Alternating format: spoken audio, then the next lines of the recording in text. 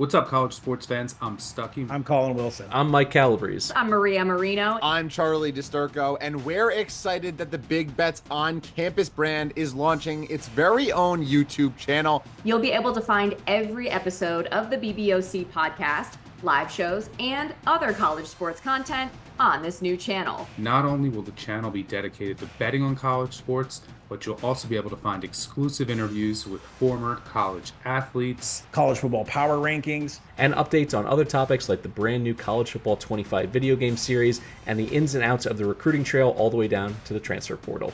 Whether you're into college football, college basketball, college baseball, or any of the college sports, we are the home for college sports, and BBOC is the channel for you. Make sure you subscribe so you don't miss any of the action. I'll see you there. Hello, you beautiful degenerates, and welcome to Links and Locks, the Action Network's golf betting podcast presented by Bet365. I'm your host, Roberto Arguello, and I'm excited to break down this week's Tour Championship with professional bettor Spencer Aguiar. We are at Atlanta this week for renovated East Lake Golf Club, renovated by Andrew Green. He, notably, if you've looked at any of the PGA Tour socials this week, you've seen that he used a photograph from 1949 to look back at East Lake Golf Club and see what it looked like back then. Of course, it was founded in 1904, designed by Donald Ross in 1913. And we're going to get into all the changes and how that affects how Spencer is handicapping the tournament this week. I am not handicapping the tournament this week because I will be on ESPN Plus's coverage of the tournament on PGA Tour Live. I'll be the relief host, working alongside Will McKenzie on the featured groups and the marquee group stream, and also the featured hole stream for hole 19. And then once everybody plays through not the 19th hole, we could do that too, but the hole number 9, and then also hole 17 once everybody plays through the 9th hole. Very excited to be a part of the coverage, but unfortunately not allowed to bet. So Spencer, it's all on you this week. Before we get into your outright betting card and any other bets you might have this week, how are you modeling newly renovated East Lake Golf Club? I got to be honest, Roberto, I wish I had an excuse that I could give on this show for reasons that I couldn't talk about bets here. There's very little on my betting card, and we'll talk about that as we traverse through this show. But when we look at this tournament and we talk about the FedEx Cup in general with the Tour Championship, like if you want to look at the staggered starting scores, like we do this every single year where half the space is going to tell you that the deficit is easy to overcome. They see golfers do it every single week. You now get an extra day to be able to make up the ground. You're also going to get the other 50% of people that are going to fall under this mindset that most of the field will be drawing dead. Only so many players have a chance to walk out of East Lake victorious. I think with all the renovations that have been done with the course that maybe we land somewhere more in the middle of what we typically get, but there are a lot of nuances to this property that I'll talk about in just a second here that have made this very complicated to make up ground. East Lake is a challenging test at its core. It ensures everyone earns their payday. We see that with the complicated layout that provides very unique opportunities to score. The one difference is, which I talked about a second ago, we saw all 18 tee boxes rebuilt. That included an overhaul to the fairways, bunkers, and greens. All of that was done to try to modernize the course. The fairway grass was converted to zoysia for better sustainability, and the layout's reshaping removes some of the sticky rough that we've become accustomed to over the years. Still going to be sticky, but there's just a little bit less rough out there than we would normally get. This is probably going to be the best chance that we've had for this narrative to change, where it becomes challenging to make up ground. In the past, there's been this blueprint that if you can tread water on the long par 3 and 4 locations and then take advantage of either the short par 4s or the 2 par 5s, that you've been able to make a run up the leaderboard, you're going to get a third par 5 thrown into the mix down the stretch of this event for this go around. So I think it lands under one of two things here, Roberto, and I'm curious to hear what your answer ends up being. I think you can talk about the course and what the changes are of it, but one, there's 150 extra yards. Does that make the layout, I guess, more open for scoring would be the best way to word it? Or two, does adding a third par 5 only increase the par 5 scoring importance that we've seen in the past? So I've talked a lot about the par 5 scoring importance that we've seen. Of players that have taken down the FedEx Cup title, only Victor Hovland has ever provided sub 53% of his scoring on those locations for the week. This has always been this very built-in test to where if you're scoring on the par fives, and in fairness, everybody seems to be scoring on the par fives, which is why you can't make up the ground, that you have to do that though if you're trying to find high-end success. Golfers who miss to the wrong quadrant could run into some problems. I do think this is going to be a very fast and firm nature to this course.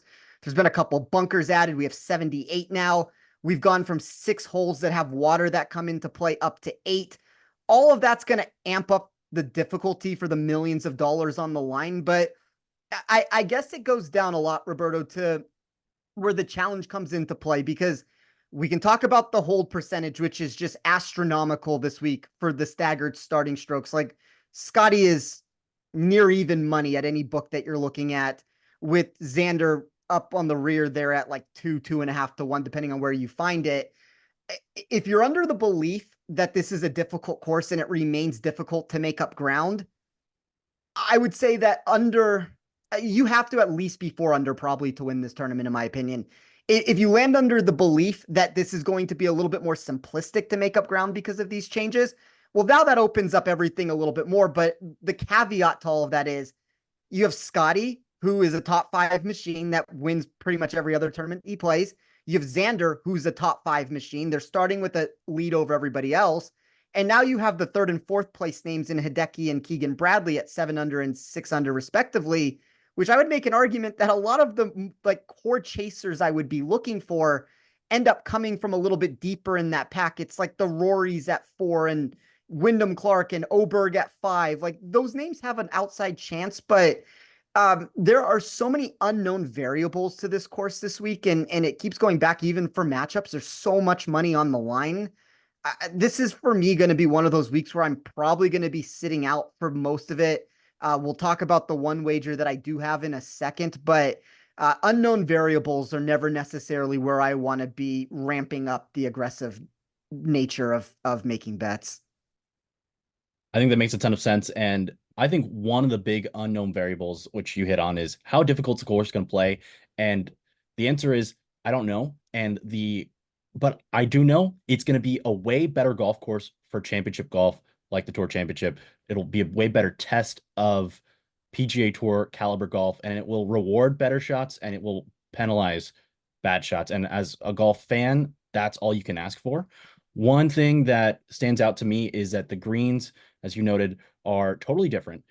Previously, way back in the day at Eastlake, they used to have 2 greens for every single hole, which is similar to what we see nowadays in Japan when we see the Zozo Championship in the fall, where they have 1 green that's for the summer golf and another green for winter golf, which have different putting surfaces so that the grasses are in perfect shape when they're in play. Obviously, there are not going to be 2 greens on every hole at Eastlake this year, but Andrew Green took some of that into account when designing some of his greens. And there's a lot of information out there on his renovation. And I think that if you're a real golf course architect, it's a cool rabbit hole to go down. One other note, the bunkers, there are only 4 more bunkers on the golf course than there were before, 78 compared to 74. But I think the bunkers are much more strategic, and they're going to make players think off the tee. So, for example, on several holes, there were bunkers only on one side of the fairway, and it was right of the fairway or left of the fairway. And now you're going to have a bunker that's basically in the fairway on the left side, and you're going to have one that's in the fairway on the right side, a little farther up. So you're going to have to pick your shot shape. You're going to have to control your golf ball a lot better than previously. You can't just hit long and straight out there. You're going to have to determine, okay, if I'm going to hit it long, I need to be on this line, or maybe I need to turn it here. And some of the tees were moved back at different angles to try to make it less of a straight golf course where you can just pound driver. So I think it's going to be a lot more strategic, and that's going to be a lot more fun. The greens as well. I think this is a very key note, which is going to determine how tough the course plays. The greens were designed such that, or renovated such that there are going to be more hole locations, and they're going to be some of them on the little fingers on the green, which are going to be challenging, especially with some of the new bunkering in play and the slopes of the greens as well. So I think the hole locations on several holes are going to be very key in how hard they play. The second hole has this new diamond shaped green, which the front part of it kind of slopes from right to left. And if you put it on the right side where there's bunkers, both short right and short left, it's going to be a really tough shot because all four of the par threes here are over 200 yards. And the ninth hole, which is already a brute at 235 yards, has been stretched to 260 yards on the scorecard. But I think, as you noted, Spencer, a key differentiation, a key difference from the golf course last year to this year is the par 5 that previously was a par 4. That was the 14th hole, which was 520-yard par 4. Now it's a 580-yard par 5. Another key differentiator is going to, or a key difference from last year is going to be the par 4 8th hole. Last year, that hole played at 0.19 shots over par and was 455 yards. It was the hardest hole in the course.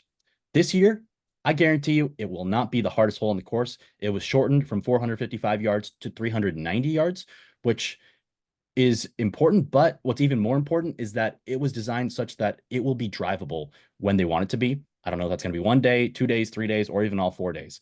But that's going to make it a lot easier for scoring. But also, that's a hole where you've got water the whole way left of the fairway. So I think that's going to bring some volatility into play. And I think it's going to be really fun hole to watch. So I'm very much going to have my eyes on the 8th hole. Of course, the 9th hole was the second toughest hole last year, and it's going to be 25 yards longer now. I like that the bunkers that were short right and short left of the green have been opened up so that you can roll the ball up if you want to from that long distance. I would have to if I was playing on the golf course this week. I think the renovation looks fantastic. I'm very excited to see the golfers play it this week.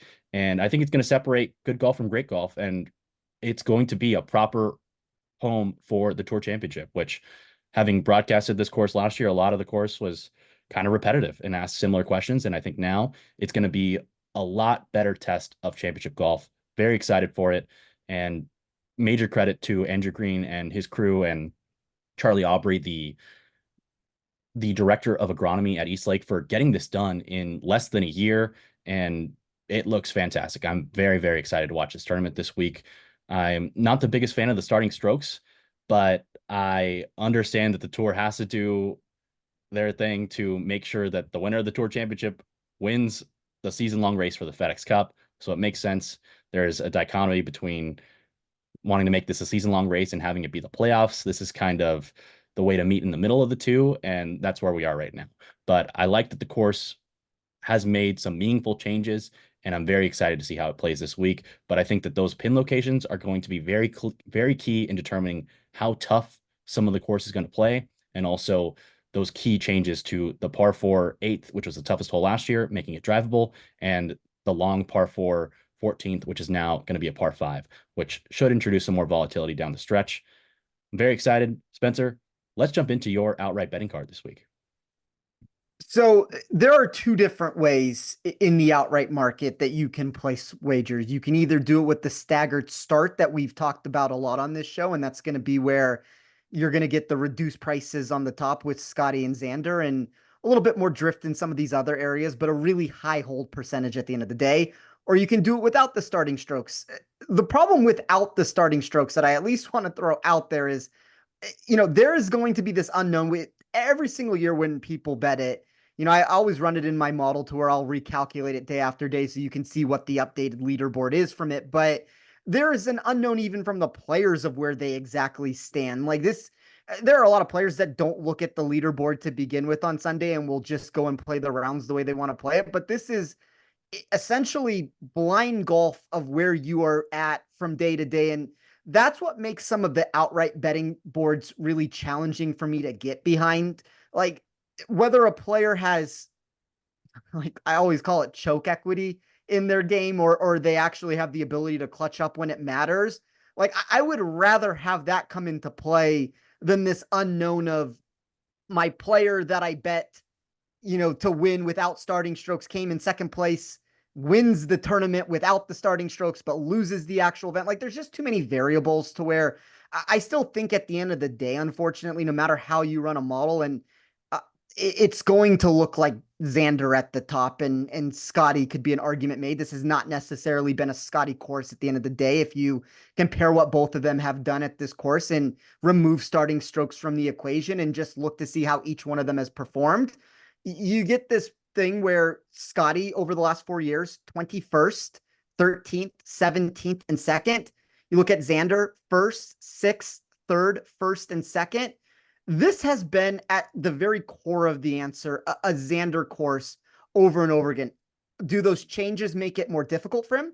I don't know. I would kind of venture to say that I think his long iron play makes him one of the best players in the world, and it's even more geared towards Xander than it was before. But when I was trying to reconstruct this board and figure out, including starting strokes, and a little over half the time, the person that's actually been the winner without starting strokes, I believe it's 10 out of 17 years.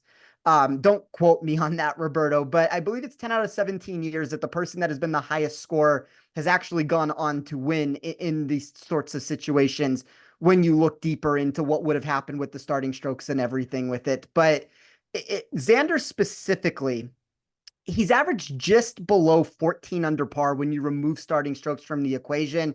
That would have won every iteration of this contest since we've gotten into the staggered start, outside of last year when Hovland ended up producing a really wonky dispersion output to where he didn't score on the par fives. He ended up tying Xander with their 19 under total. And if you compare that to everybody else in the field, the next best name was 12 under par. I've decided that when you take into this factor here that Scottie has some concerns with the course, we could alleviate maybe some of the concerns with the back from what I've heard, but it was still a problem that came into play last week, mixed with the fact that this has been a Xander course at the end of the day. Like, this is not going to be one of those prototypical, I'm betting to win 5, 6, 7, 8 units. I'm putting a half a unit, and I would even recommend maybe even less than that on Xander at 2.5 to 1 to win the FedEx Cup title. I would rather go that route than taking the 5 to 1 number on him to be the low scorer without starting strokes. So I just think it's an easier way to go about it there. And I don't want to get caught by somebody at even par who ends up beating him, and Xander doesn't know that he needs to make birdies down the stretch and, plays it very, straightforward for that reason. But unfortunately, Roberto, like a lot of times I have very in-depth answers for how I'm going to be playing the card and what I'm going to do. It's unfortunate for this situation. And I understand the issues that come into play with television of why a match play does not necessarily work on the final day. But I can't tell you how much I wish we could get a 32-person match play tournament, seed them 1 to 32, and play this out over the course of a couple days and get your winner on Sunday there, and have a third, fourth place match maybe that's running on the course at the same time, or whatever else you do to keep maybe more players on the course. I don't know exactly what that would be, but that was the thing to me that is the most discouraging, is that we lost match play. And in reality, outside of the television problems of it, this is the perfect match play sort of we already have it as a gimmick to begin with. Like, the staggered starting strokes to me is a very gimmicky tournament.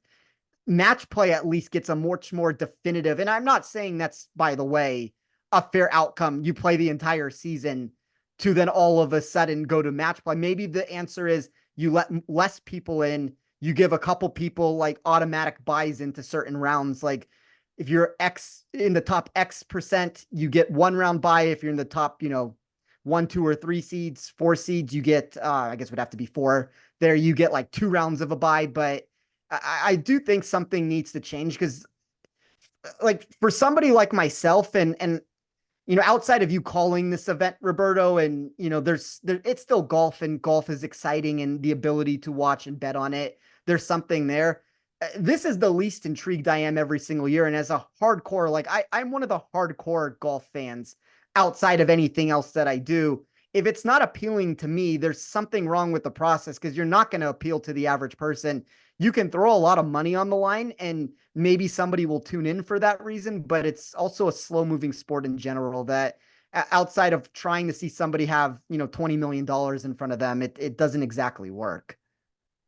Yeah, it's tough to try to determine a season-long champion and have the playoffs. And I've heard some people say that a 12-man match play would be cool where the top 4 seeds get a bye, but then you got a day where Xander Schauffele and Scottie Scheffler aren't even on TV, and nobody's going to see him on the grounds, and everybody who's paying money and the sponsor who's paying money is going to be there to see him. And so that's not great. I think this year it would be interesting if they're going to do the starting strokes.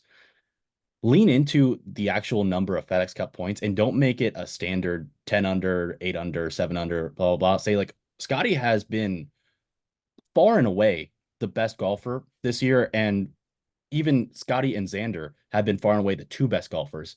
Maybe they should both be starting at like 12 and 13 under par, and nobody else should be anywhere close to them because of the magnitude of how much better they've been. That would really not be great for television.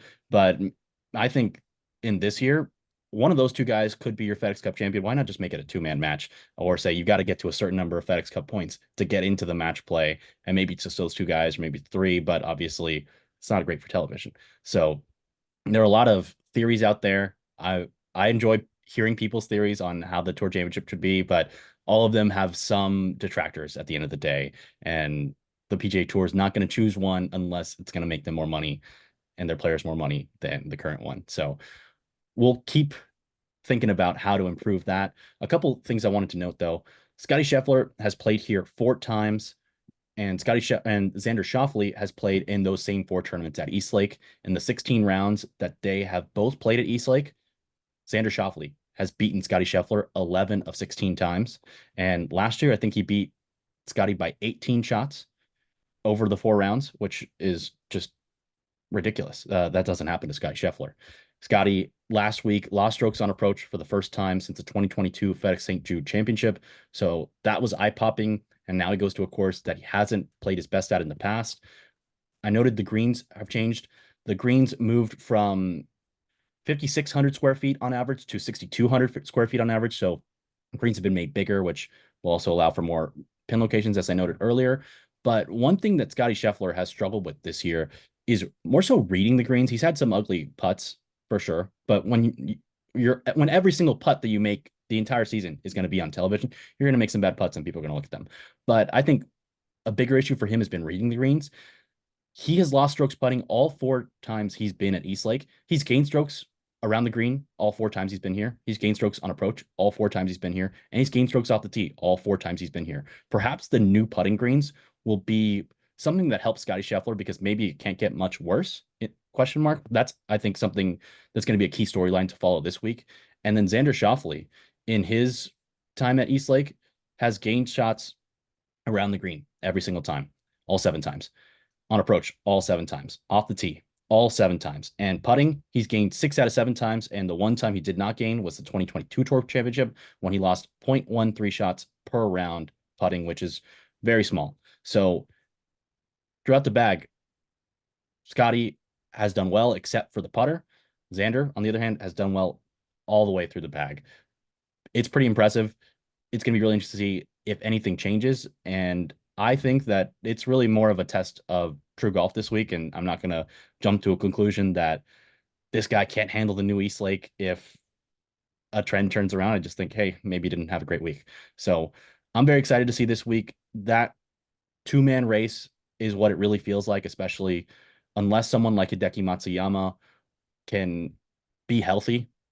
Ugly week for him last week if you had him in your DFS or your one and done with him withdrawing after the first round. Perhaps Keegan Bradley should send a basket of roses to Hideki Matsuyama for withdrawing and entering Keegan Bradley into the President's Cup and potential Ryder Cup discussion as a player, in addition to being a vice captain and a captain next year. It's going to be really interesting to see how those guys play. And Spencer, I know that you don't have anything else on your card besides the Xander Schauffele outright, but let's go through some matchups that are listed on Bet365 and see which golfer you might be leading towards. I know that you weren't sure if there was, I know that you said that to me off the air before we started, that you weren't comfortable betting because you didn't know if some of these matchups included starting strokes or not. So for our calculations here, let's just talk about if there are no starting shots involved and everybody is starting from even par to start the week. Let's see where you might potentially have an edge. And I know that you'll have more coverage for us at Action Network on our editorial side, on the app, the website, and you'll have more thoughts, I'm assuming, in your Wednesday article and then throughout the week. But let's get some initial thoughts on potential matchups, starting off with Ludvig Åberg versus Rory McIlroy. Åberg is plus 100 even money, and Rory McIlroy is minus 125. Either side that intrigues you there? It feels like a virtual coin flip for me. Rory's been another name, if we want to get technical, of a player that has absolutely dominated East Lake in the past. We're going to have Åberg with his first potential to take on this course. And, Åberg has been able to find success doing that in the past. But if you look specifically in my model, like I ran things in 3 different iterations of what I was looking for. Like the first one just took an overall rank, did not include starting strokes. The second one just looked into pure upside. How does the data fit for the venue? And then the third one throws starting strokes into the mix here. So, let's exclude the starting strokes of how I looked into it that way.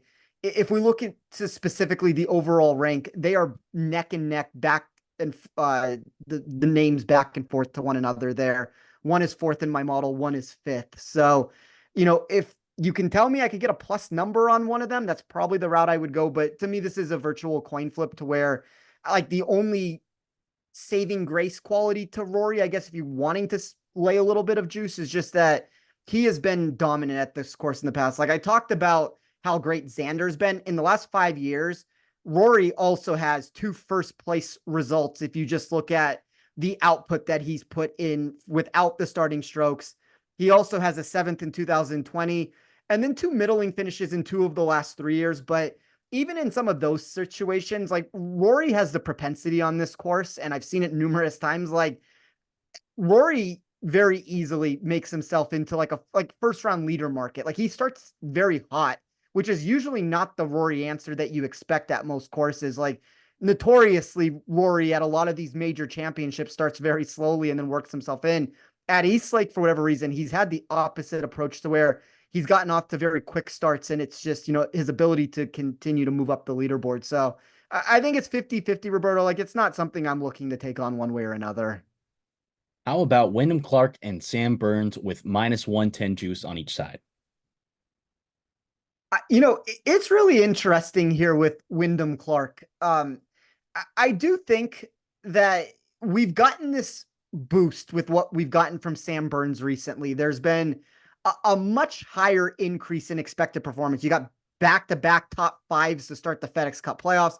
Even if you go a little bit deeper than that, a 12th at the 3M Open, like this has been a handful of quality results in a row. And if you look specifically at Wyndham Clark was somebody that we talked about quite a bit last week, Roberto, to where I think both of us were notoriously lower than public consensus on him. And it wasn't necessarily in the answer to where he didn't have playability. It more so for me was that he was the 13th price player on a DFS board.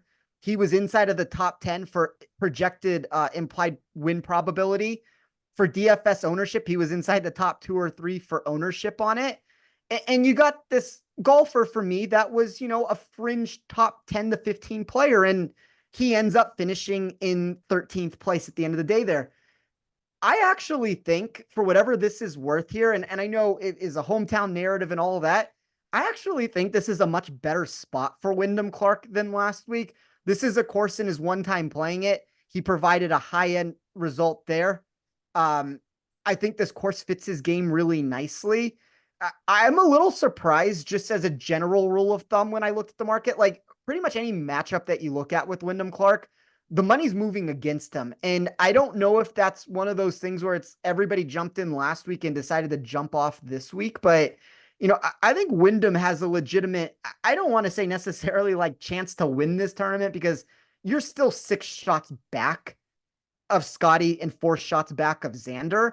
But when we can get into some of these specific matchup markets, or, if I was going to make a wager of a golfer that I think has a chance to win without starting strokes, which I'm not going to go down that route. Like he was on a very short list next to like a Victor Hovland would be another name, to where I think those were the 2 hot commodities last week. And, Hovland underachieved much more than Wyndham did. but this feels like a nice bounce back and buy low spot. And it's kind of what we talk about all the time, to where there's overcorrections to the market that occur, where 1 week everybody backs somebody, they marginally fit the success that they wanted, or we'll just call it underachieves. And then all of a sudden the next week you get this drift in price. And it does feel like we're undergoing a little bit of that right now. Also, if you look at Sam Burns, I know he had a 4th place if you just look at the production that he put at this course last year. The other 2 results, so 25th and 17th. So I don't know if Burns is necessarily as safe as he's been the last couple of weeks. Once again, we're splitting hairs here, but I would lean in the direction of Wyndham Clark for whatever that's worth. These two guys really intrigue me because I think that they have a gear that I think both these guys can win, because they might be the 2 best putters outside of Xander Schauffele among the elite players on the PGA Tour. And they both absolutely bomb the ball, and Wyndham Clark doesn't shape the ball like a lot of other players do, like a Scottie Scheffler does as well.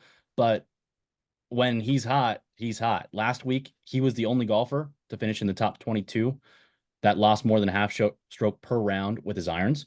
But he also led the field off the tee and putted well as well. So Wyndham Clark can piece it together, and if he has everything firing on all cylinders, he can absolutely win. And we saw him last year at Quail Hollow run away from the field, won by 4 over Xander Schauffele, I believe, at 19 under par. I think that was a scoring record as well at the Wells Fargo Championship, or at least at Quail Hollow. And he has that next gear that I don't think certain other players can get to, because they don't putt the ball as well, even if they are better on average with their irons and with their short game.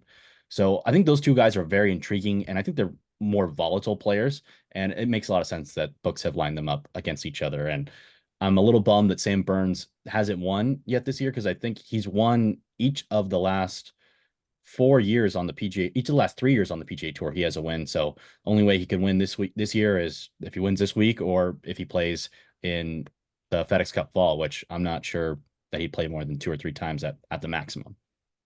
Can I touch on that really quickly before we move on, Roberto? Because you brought up a point with the putter that I would like to elaborate on a little bit more. So I ran an expected weighted putting. That's an expected weighting putting for East Lake. It did take some of the restoration that was done to this course into account. It also took some specific natures of the facility, just like the fast greens, Bermuda, like all the core answers that you would expect. So it ends up giving you this complete encapsulation of putting. The number one, and I'll only include people here. This is the top 10. All these names landed in the top 10.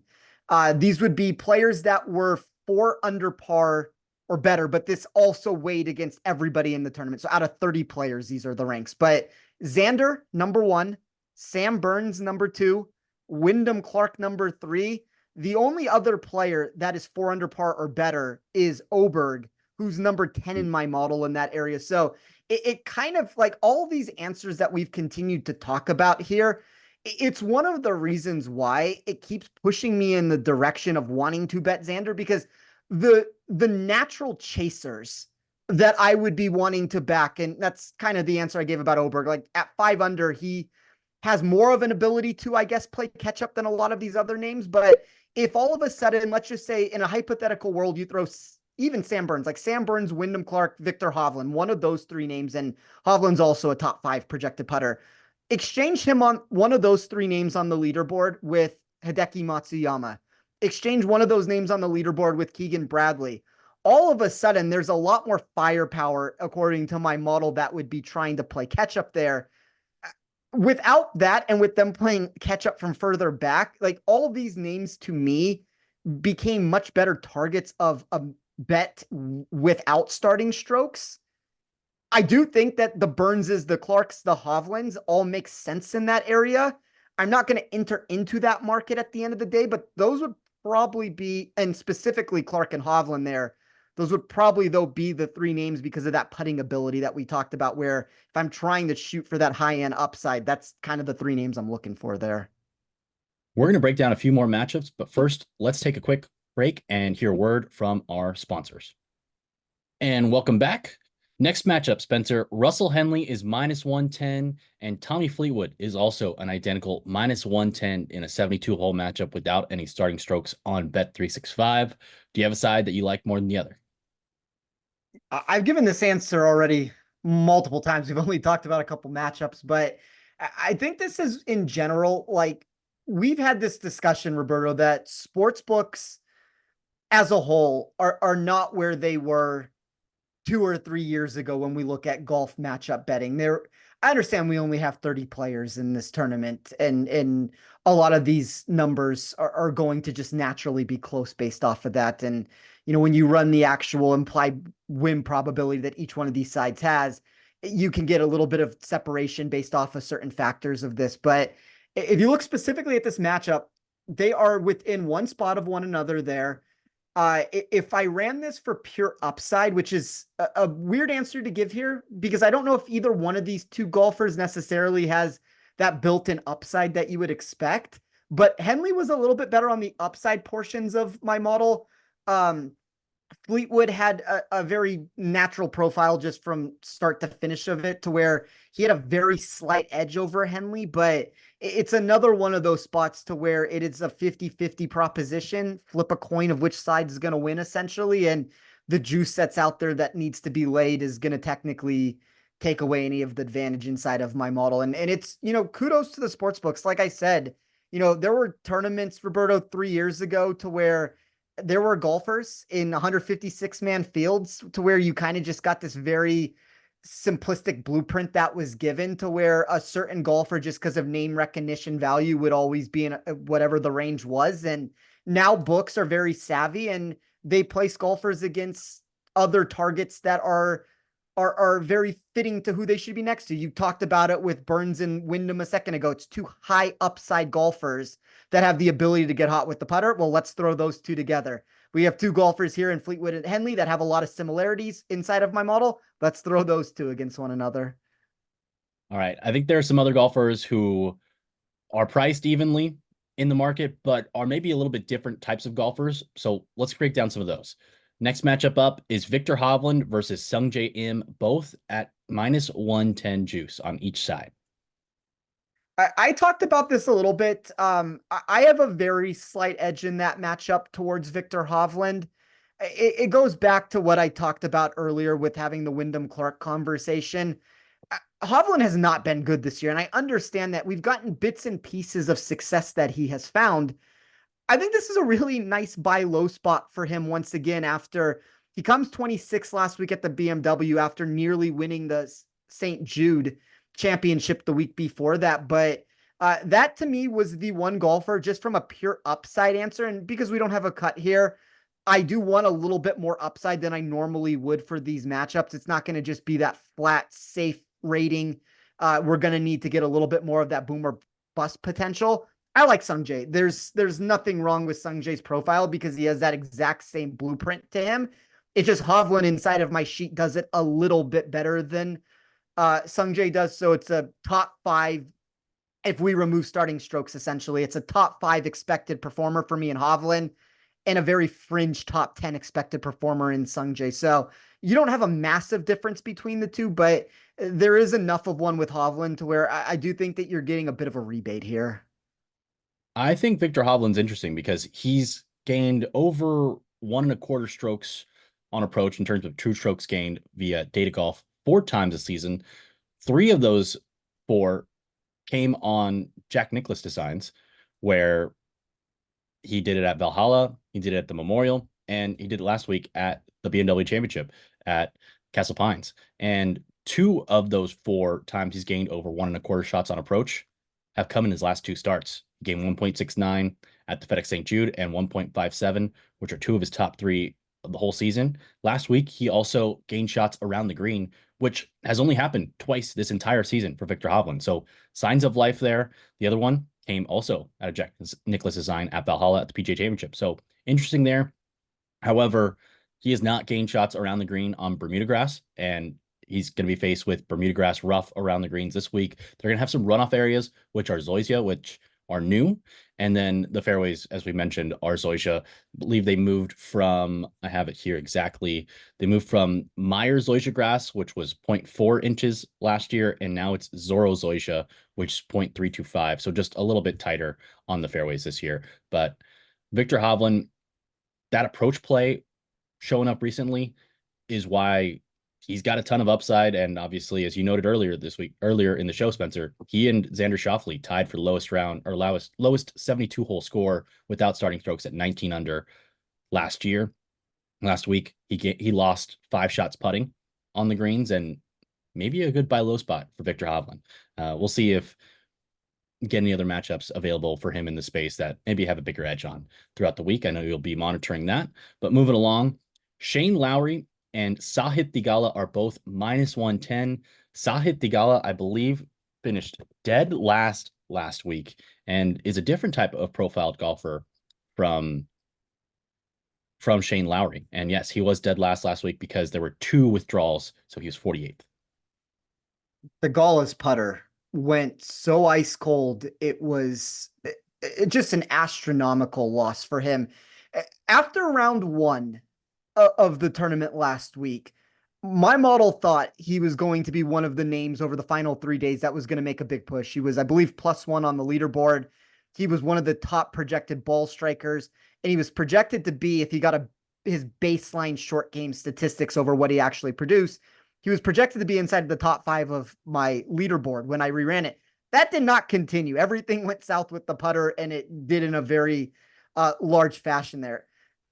It's interesting here with Shane Lowry because I was kind of surprised, and I guess, like, thinking back on it, it makes a lot of sense. This is his first time playing Eastlake, and that was something to me to where, I mean, you would think that a major championship golfer, and I mean, that's kind of just, he didn't always have the most built-in PGA Tour schedule. He had a lot of times where he'd be overseas for portions of the year, and he didn't get himself into these events, and he's been a lot heavier this year on, like, putting this into his schedule. If you look at the ball striking that Lowry has provided, really good ball striking totals as of the last couple of months. The putting on Bermuda is the concern. That has been the one thing that was very negative inside of my model. These were 2 golfers at the end of the day to where the floor for them, kind of, even with Lowry, just because of the Bermuda putting, had massive question marks. I do think, though, if you forced me to pick one of these sides, and I will preface this by saying these were 2 golfers that were in the bottom 10 of my model, I do think I would rather bet on the recent ball striking increases that we've seen from Lowry and hope that he can turn it around with the Bermuda putting from what we typically get from him. I think about Theegala on courses like this, and I always get a little bit concerned of his erratic nature, and if all of a sudden now the putter, and I don't want to base this off of one result, but even before that, some of the putting results had been a little bit hit and miss. If the putter has gone cold and the short game has gone cold, and we've even noted this on this show about the around the green game, this is not the standard Sahith Theegala season around the green. So, you know, you've gotten some of the improvements with the iron play, but I don't know. I have concerns with Theegala this week. Like, if there was a list of players that could finish dead last, Theegala is probably right near the top of that list of options that I would be considering. And it doesn't mean that he doesn't have upside. He has a profile that is built for upside inside of my sheet, but I've talked a lot about trying to target upside. I don't necessarily want to target upside, though, when it's a floor like he has, where it's like dead last potential. And that's the scary part. He's outside of the top 25 of my model for overall out of 30 players. I had a ticket on Theegala last week to win the tournament, and it's never fun when you have an outright ticket and your guy comes DFL. But I was mentally prepared for my ticket to be dead on arrival, because on Wednesday, I saw that Sahith Theegala sat out the Pro-Am, which he had initially committed to, because of a sore wrist. And that basically made me think that's a loss. Just move on. It's a sunk cost. Don't worry about it. So he's had the tape on his wrist for months now. It's not a new thing, I don't believe. So be sure to keep an eye on that with Theegala. And that would make a lot of sense about why his around the green game isn't what it's been. And obviously Jordan Spieth, a player whom we've compared to Sahith Theegala because of the erratic nature off the tee, but also the potential upside with the putter around the green and with the irons. I think that's something interesting to watch. How healthy is he going to be? And how will that affect him, especially with him being the reigning champion in 3 weeks when we go to the Pro Core Championship, previously the Fortinet Championship, where Sahith Theegala won for the first time in Napa in his PGA Tour career. Will he play that event? Will he skip that event? Also, the guy who won it 2 times before him, Max Homa, he is playing terrible golf right now. And so the only reason Sahith Theegala might be a decent bet for dead last is because Max Homa isn't, well, Max Homa just doesn't have it right now. And I think it's going to be really interesting to see, A, if he plays in the Pro Core Championship at in Napa, and if he's selected for the President's Cup team, because on paper, Max Homa is one of the best 12 American golfers, but he's not playing like it right now. And last year, you had some golfers like Jordan Spieth and Justin Thomas who weren't on paper, in theory, they should be one of the 12 best golfers, but maybe they're not right now, and maybe they don't get picked. That'll be an interesting story to monitor over the next few weeks. But back to our matchups here, we've got a couple more. Colin Morikawa is -125 versus Patrick Cantlay, who is even money +100. Spencer, if you had to pick a side, which one would you pick there? Another option where they're back to back in names.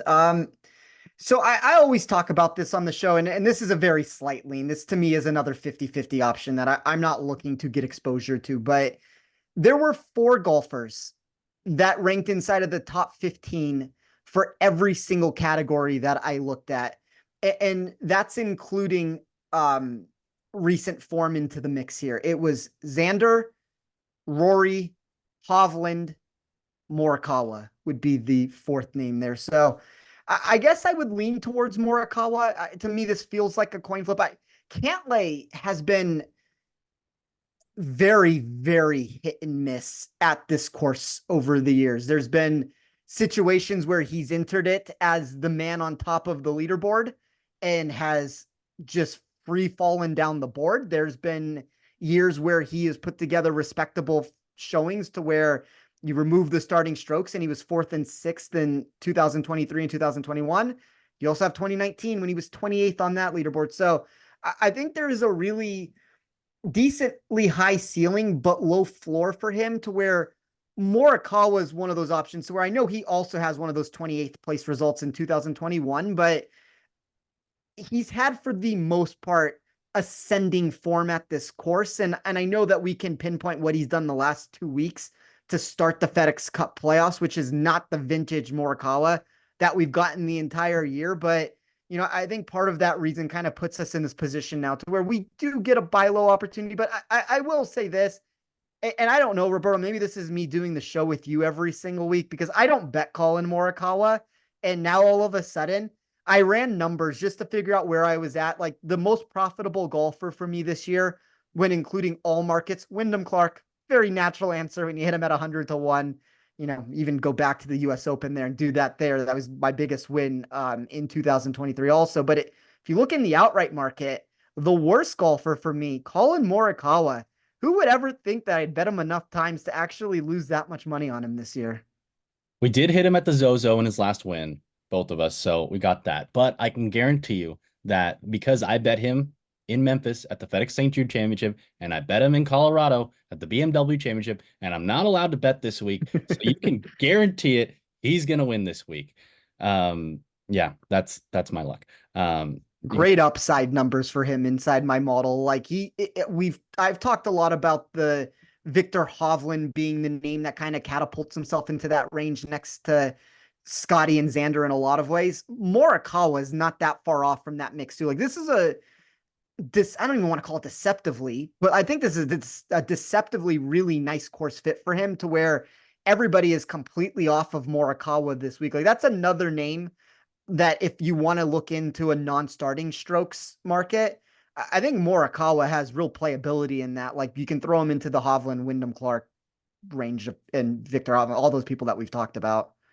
He is 16-1 this week without starting strokes.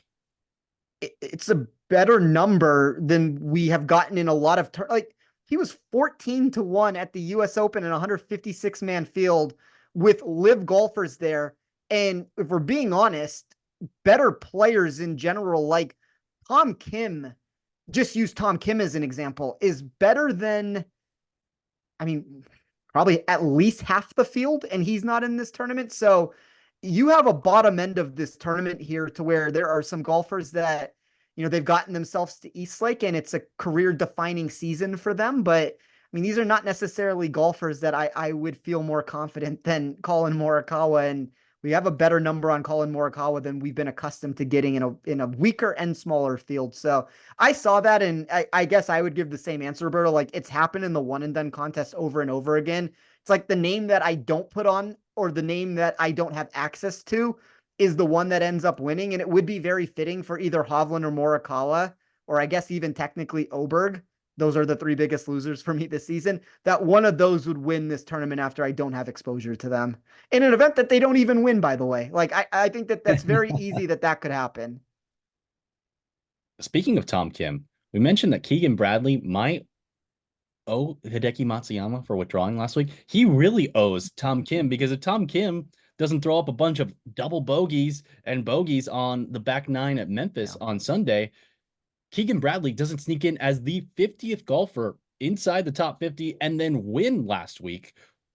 I think that didn't get enough play on the broadcast. He was number 50. He was the last man in, and now he's only 3 shots behind Scottie Scheffler, or he's only 4 shots behind Scottie Scheffler at 6 under par. So Keegan Bradley could win the tournament this week and completely send a mushroom cloud to the Tour Championship format. I think that would be interesting too.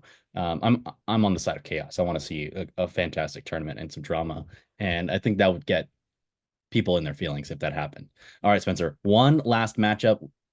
There's a Scheffler-Schauffele one, -188, +150, but I think we talked enough about them. So let's move to Adam Scott versus, who else could we end our show with? Tony Finau. Where he be now? He's on the tee. Who do you got? The Australian, who, by the way, I think makes it an Australian has crept into the Tour Championship every single year since 2007, the inception of the FedEx Cup playoffs. And Tony Finau, podcast favorite. I mean, it's not going to come as, I will say this before I give this answer. I did fade Tony Finau recently, so maybe it will come as a shock that now all of a sudden Finau's back in my good graces here. But you know, funny enough, you bring up this particular matchup, and I think there's a lot to discuss even with that Lowery and Theegala. If we can find out more information that Theegala is actually injured, like, there's too much money on the line. He's going to be playing, and if you're playing through injury and you're not playing your best golf, all of a sudden, I don't care who Theegala is priced against. All of a sudden, there could be potential. So I think that's one of maybe the better matchups that you could consider based off of that reason. But it's funny you brought up this matchup in particular, because this was the one that was the closest for me. And maybe I change my mind, and maybe by the time this airs or before this tournament starts, I end up putting this on my betting card. But I thought Tony Finau over Adam Scott did technically have a little bit of an edge. There were 2 parts of Finau's profile, because when I first started building my model, you look at what he's done specifically at this course. There's 3 of the last 5 years, he's been 14th or worse. 2 of the years, he's been 7th and 9th. So I looked at that. We don't necessarily have the best course history that we've gotten from him here. I went to the current form. The current form is at least trending in a more positive direction. Like, I know it's been limited fields the last 2 weeks, but 2 top 16 finishes, a 12th at the 3M Open, weaker tournament, not necessarily going to be some result I'm writing home about at the end of the day there. But when I looked at Finau's profile, I actually wanted to fade him. And there were a lot of reasons for that answer. There was a projected putting output, which we get every single week, 28th in my model out of 30 players. There was a weighted strokes gained total output, 24th in my model out of 30 players. And those were 2 big areas that pushed him a little bit further down my sheet than I even anticipated from the very beginning here. But there were saving grace qualities that he had that propelled him back into being a top 12 player in my model. if you look at any non-weighted strokes gained, he's inside of the top 7 from his recent production. You look at the approach play, he's second in this field over his last 24 rounds, which includes him being inside of the top 10 for pretty much all of the critical weighted proximity numbers I'm looking for. When I ran it from an overall nature of it, he was 11th in this tournament.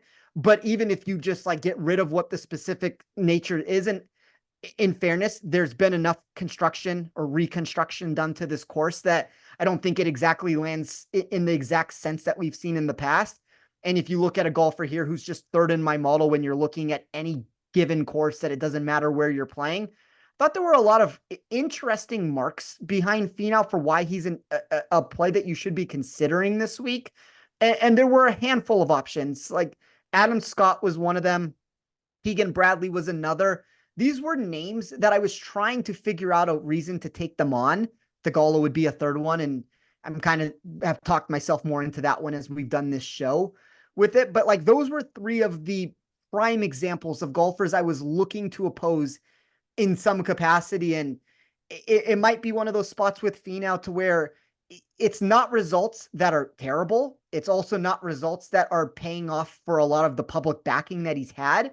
And when you get a lot of these answers, you end up getting matchups against golfers like an Adam Scott here, to where Adam Scott, if we look at this over the past 2 months, let's say, Adam Scott has had a lot of high-end finishes. There's been a lot of times that Adam Scott has worked himself up a leaderboard and put himself in prime position to win. And unfortunately for Adam Scott, he hasn't gotten himself across the finish line in any of those spots. But I don't know. This feels like a very boom or bust profile for Adam Scott for me. And I do think that there is a chance that Finau just goes the safe route, gets himself across the finish line, is a top 10, 12 scorer where Adam Scott is outside of the top 15, and you get a victory there. So we'll see if I end up punching that ticket before all is said and done. But I am happy you brought that one up. We don't talk about this before the show started, so this isn't something to where it's like I told you, hey, bring this up so we can have this conversation. But I do think it's funny that you at least mentioned it as it being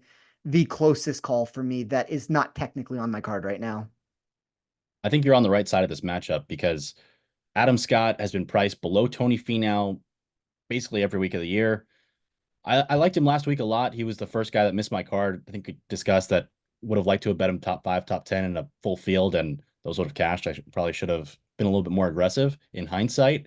But Adam Scott, when he was coming down the stretch in crunch time last week at the BMW Championship, the part of his game that let him down were his irons, and really more so short irons and wedges, because those were not long shots, and he was flushing the driver and giving himself opportunities from the fairway. And he still had a really good week with the irons, and it was his best week with his irons this entire season.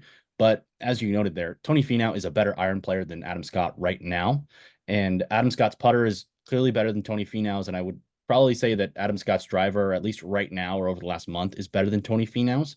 But on this course, where you're going to have so many long par 4s and all the par 3s over 200 yards, including the 260-yard 9th hole, got the 215-yard 15th hole, which is, by the way, is the longest or is the oldest island green in this country, dating back to 1913. It's going to be a premium on those long irons, and it's no coincidence that a lot of the guys who are known for their long iron play, like a Xander Schauffele, or guys who can bomb it way past all the trouble, like Rory McIlroy, and give themselves an advantage with a much shorter proximity in their second shots, have had success here. And Tony Finau is going to have those opportunities. There is water on this golf course, but there's water that quote unquote comes into play that isn't really that into play if you don't hit a really wayward shot. And sometimes on the par 3s, like 15, Scottie Scheffler ran into trouble there last year, and I like the removal of the bunker left of the green because we're going to see more balls bounce off and into the water. But I think that advantage with his irons is going to be very key on this renovated golf course, and I think it's going to make more of a premium on that iron play than there has been in the past. It took us an entire show to get extra wagers on the card. I will make it official. Like, all right, we will say Tony Finau. I think that -110 price is a really good one. And I would make an argument just based off of my numbers, and numbers sometimes move. Like I think up to 120, that price is probably still good. It's, there's probably going to be more of that emphasis that you talked about on the long iron play. Adam Scott for me in weighted proximity specifically for this venue, 29th out of 30 players. Um, if we look specifically at the BMW Championship, I was much lower than consensus on Finau even there. And my model, based off of a head-to-head ranking, had Adam Scott. I ran the numbers and went back and looked just to see where we were at. It had Adam Scott as a very slight favorite against Finau, which technically would have gotten you a winning bet there if you would have taken it. Now, all of a sudden, the numbers have flipped, and it's about a 25-point move from this course-specific nature. And I think based off of that answer, it's a buy low spot for Finau and a sell opportunity for Adam Scott at, I would argue, maybe the worst venue for him of any of these ones that we've gotten recently. Like, my model has been very aggressively trying to figure out ways to back Adam Scott every single week. And I can't necessarily get there in those outright markets with some of the prices we've gotten, and he didn't win, so it didn't necessarily matter. But this was the first time that he just did not grade well for me. And I talked about golfers that were negative values in my sheet that I was trying to oppose. Like, he's right at the very top of that list next to Keegan Bradley. I mean, he technically would be in Theegala. Like, those are the three names that I'm trying to figure out a way to oppose. So, maybe we'll go with the Lowery route also, just if we're like purely fading Theegala in this situation. But I don't know maybe we'll touch a little bit more on that on Wednesday when I release my Action Network article. If I do end up putting a play on Shane Lowry over Theegala, I'll be sure to drop the little nugget in there just in case anybody's wondering what ends up happening there. But yeah, I'll officially go with Finau over Scott. I think this is a nice opportunity. Also, shout out to Shane Lowry for making the Tour Championship for the first time, which you noted earlier in the show, Spencer. What stood out to me about him getting here is that he wasn't even in the signature events to start the season. He did not play in the Century. He did not play at Riviera in the Genesis Invitational, but the top five, back-to-back top five, the Cognizant Classic and the Palm Beaches and the Arnold Palmer Invitational, get him into the next few signature events, and then the rest is history. Gets that win at the Zurich Classic of New Orleans with Rory McIlroy, which went a long way, and then the sixth place at the Open as well. So kudos to Shane Lowry for making it here at the Tour Championship for the first time. And if you punch a ticket against Sahith Theegala, we'll be rooting for him with you as well. I want to give a reminder that the Links and Locks podcast is proudly presented by Bet365. Bet365 doesn't do ordinary. That's why you get more boosts with them than with anyone else. Every day, they power up the odds on hundreds of bets to give you a chance to win more. Bet365 boosts specific markets, your winnings, and even parlays, and they don't stop there. Keep an eye out for their biggest and best odds with the incredible Super Boost. Check out the boost and see why it's never ordinary at Bet365. Must be 21 or older and present in Arizona, Colorado, Indiana, Iowa, Louisiana, North Carolina, New Jersey, Ohio, Virginia, or 18 and older in Kentucky. Gambling problem? Call 1-800-GAMBLER or 1-800-BETS-OFF in Iowa. Terms, conditions, and restrictions apply. All right, Spencer, we've gone through all our bets. Where can the people find your content this upcoming week? You can find me on Twitter at TOffSports. I talked about the Wednesday article that I will have over here at Action Network. I'll have all my in-tournament information. Hopefully we can find some in-tournament bets. There's been a very minimal amount that I've been able to find that have had value. We've kind of talked a little bit more about where I expect the market to go and things of that nature, but hopefully we can get more into some of those in-tournament bets. And as always, you can find my model over at Rotoballer. Our friend Nick Bretwish was unable to make the pod this week, but you can find him on Twitter or X at SticksPicks. And because, Spencer, it's football season, DJ Uyunglele already lost the Seminoles a game in Ireland against Georgia Tech, which means the First and Sticks podcast is back wherever you get your podcasts. So be sure to check out Nick and his First and Sticks podcast, where he primarily breaks down the NFL, as that season is around the corner. I believe it starts next Thursday. So that'll be a lot of fun. Of course, with football back, that means our Big Bets on Campus is back. Stuckey and Colin, Big Bets on Campus, my personal favorite podcast to listen to of any out there. And They have their shows dropping late Thursday night. So if you're a sicko like me, I'll be waiting for late Thursday night for the first full slate BBOC podcast to drop like it's Christmas morning as a kid. Very excited for that. Wanted to give a reminder that I'll be on ESPN Plus this week on the Tour Championships PGA Tour live coverage. We'll be on the Marquee Group stream, and technically we're on the Feature Group stream, but we're going to get to the linear coverage right away. So we'll be on the 9th hole, which is going to be a brute. We highlighted that's a 260-yard par 3, 25 yards longer than it was. Some different bunkers. I think will make the whole play a little bit more fun.